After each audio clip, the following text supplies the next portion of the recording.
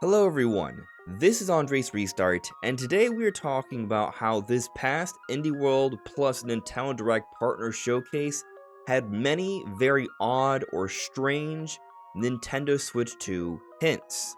A lot of us have been thinking that the Switch 2 reveal is coming very soon. Like so soon, it could be happening this September in just a few short weeks, and a lot of this has to do with the fact that it looks like Nintendo has really cleared the slate for September and moved up a lot of presentations to August, like the Museum Direct, and now this combined live stream of both the Indie World and this partner showcase. And we've discussed this already, but what many people are noticing about this presentation is that it was very odd. There are a variety of peculiar elements surrounding this presentation, and some of these I think are potential hints towards the Switch 2 and perhaps further evidence that a reveal is very soon. And so that's what we'll be diving further into today. But before going forward, let me ask that if you do enjoy my content, to please subscribe and hit that notification bell. So what I'm going to discuss first here isn't necessarily a hint from the partner showcase, but it's something that I noticed recently that I think is very interesting regarding this Switch 2 reveal possibly happening in September. Because a lot of people are still leaning more towards October. And I can understand expecting later than sooner is usually a safer way to go about things, but this little tidbit here might sway some people.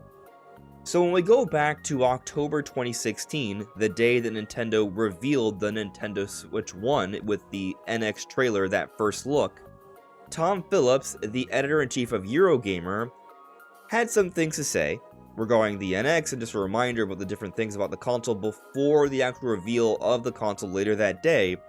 But he also said this: fun fact, back in July, Nintendo was indeed targeting September for NX's announcement, but Mario NX wasn't running perfectly. Now it is.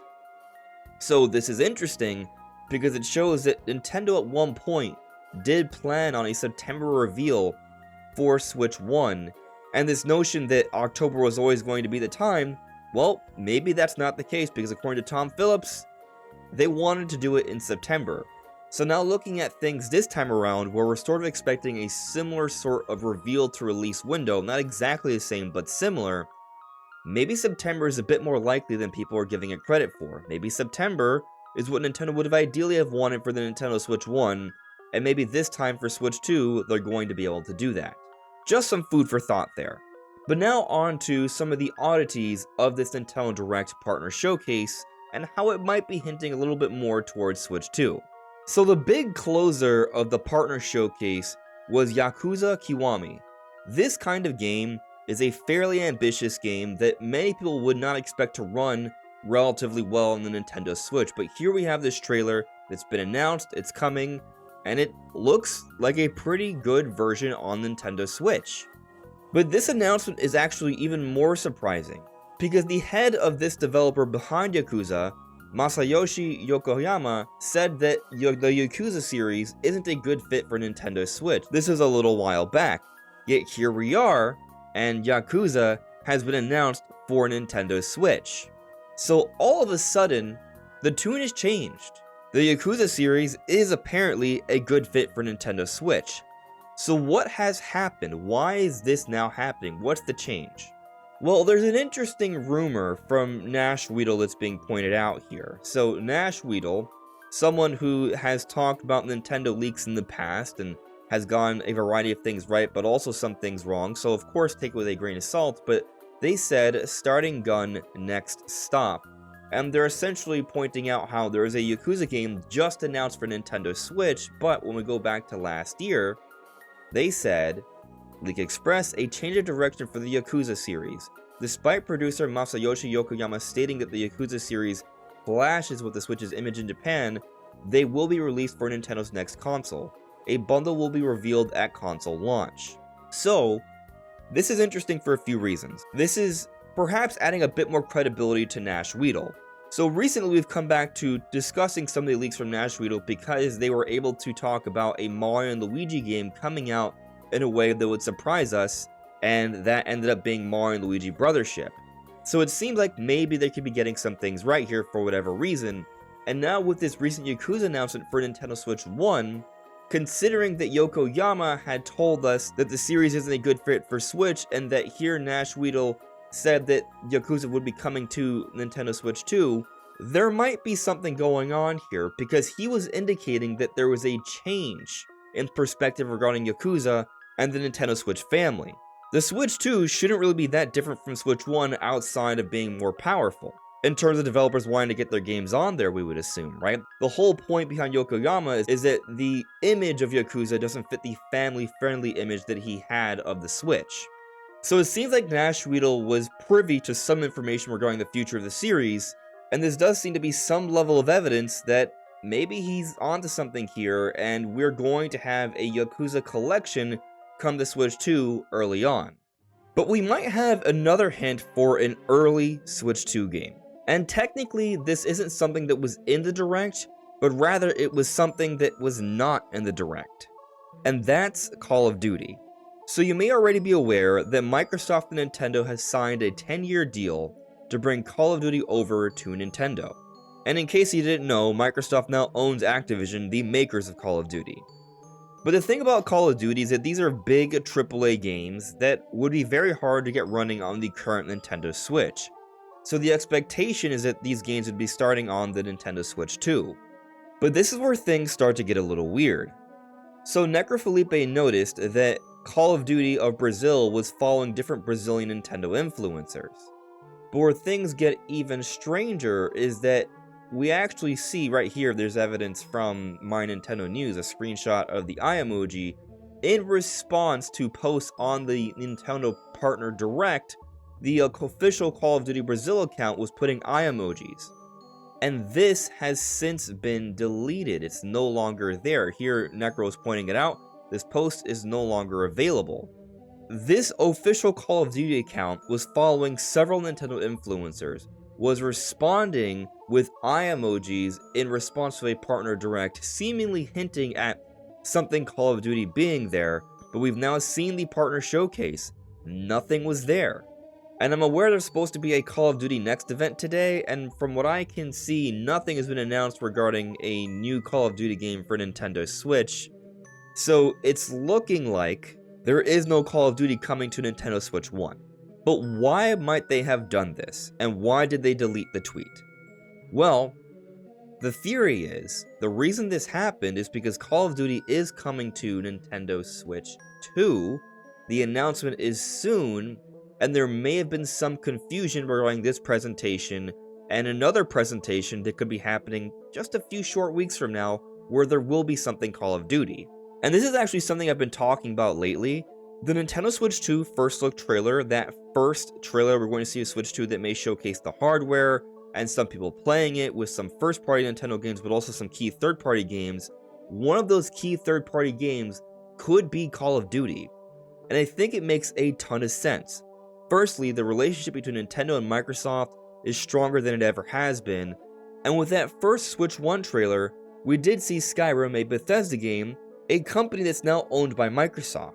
So there may be a desire to get some other kind of big Western game shown off with this Switch 2 trailer, and Call of Duty would be a huge get, because showing Call of Duty, a huge AAA title that hasn't been on the Switch all these years, is now going to be available early on for Switch 2, it's something that will appeal to the Western audience significantly, and it suggests a greater, stronger level of third-party support that we did not see on the Nintendo Switch. So this would be an ideal game to have in the Switch 2 first look trailer.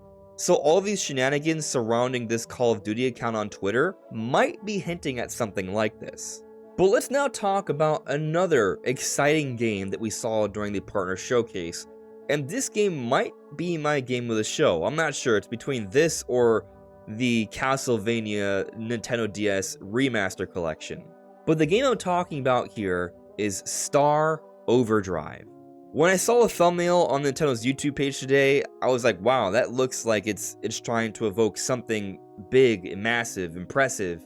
And just looking at the trailer itself, it is impressive. This game really stands apart from pretty much all other games that were in the presentation. It looks fairly ambitious. It's this big, beautiful alien world with some really cool movement and combat mechanics.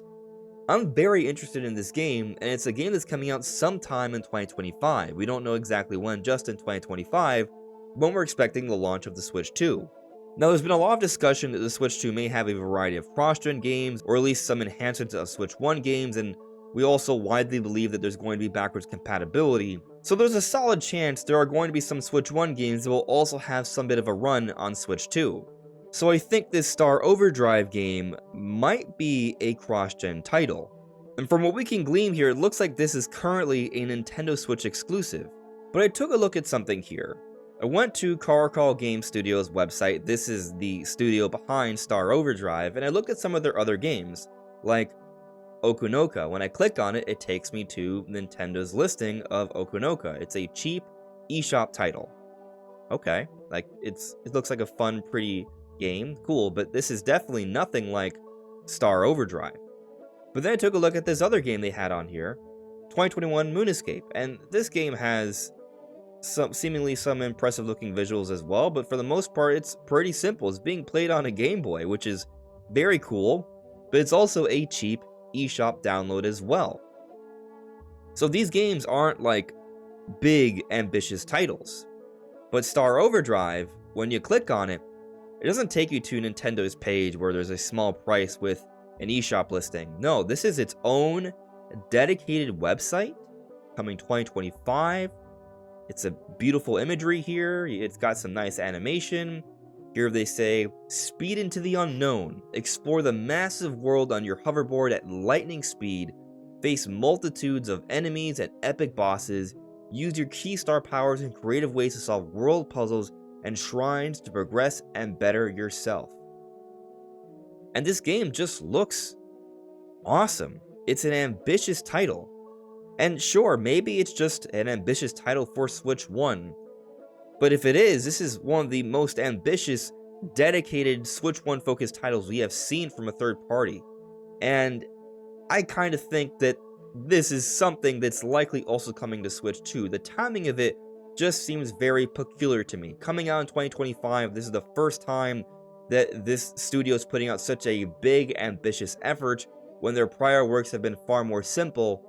I'm willing to bet here that this huge investment is not going to just be on Switch 1, but also Switch 2. There will be some sort of enhancement there. But moving on from some third-party stuff, let's talk a little bit about Nintendo published offerings.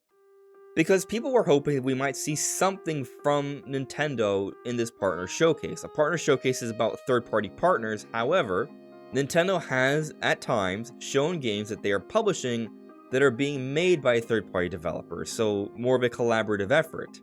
And there was something like that. And that was Fitness Boxing 3 coming out this December, like prior entries have happened in other years. So how does this Switch 1 release relate to Switch 2? Am I hinting at another cross-gen title? No, I'm not.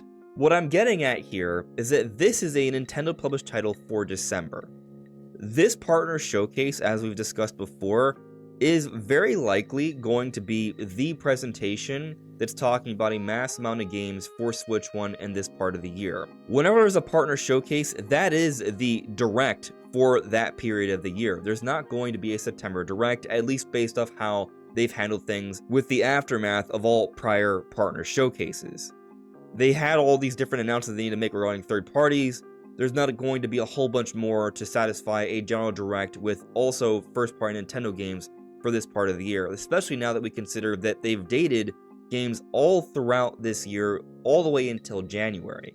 And so my point with Fitness Boxing 3, it being the December game, it was another opportunity for Nintendo to announce games for the early part of next year, which is what the typical direct around this time of the year does, but they didn't. February, March, completely vacant. Nothing has a date beyond January. And so basically, I think this leaves the door open for a slew of Nintendo published announcements for the early part of next year, but not in a typical direct. More likely, at this point, looking like for Nintendo Switch 2.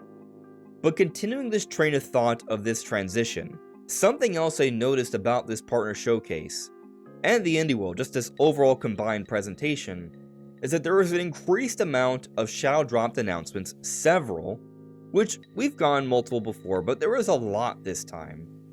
But even beyond that, there was also an increased amount of digital-only releases, like Yakuza Kiwami, or digital-first releases and physical coming out a few months later. There was quite a bit. And so I bring this up because my takeaway from this is that there's a lot of games that are being fit in last minute here. These shadow drops, these digital releases. My sense is that there are some third parties trying to get in with that last big Switch 1 focus, but it's almost like a clearing of the slate, getting things out now before the big jump to Switch 2. That's my interpretation of it. But what do you all think? What do you make of all these oddities surrounding this recent Direct presentation? Do you think I'm onto something here? Are these additional hints towards Switch 2? Do these increase the probability of a September reveal? Or are there other reasons for these oddities? Let me know in the comments below. This is AndresRestart. Thank you so much for listening and watching, and I'll see you all really soon. Take care. Bye.